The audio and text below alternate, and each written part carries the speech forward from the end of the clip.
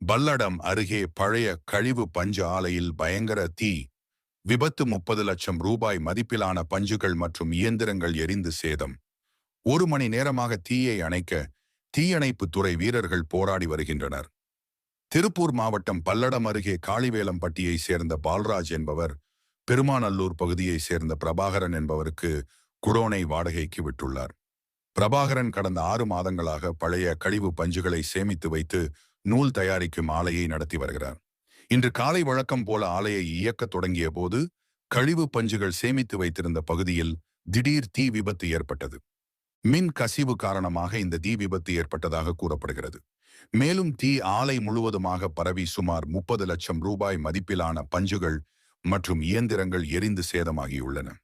தகவல் அறிந்து சம்பவம் இடத்திற்கு விரைந்து வந்த பல்லடம் தீயணைப்புத்துறை வீரர்கள் தீயை அணைக்கும் பணியில் சுமார் 1 மணி நேரமாக ஈடுபட்டு வருகிறார்கள்.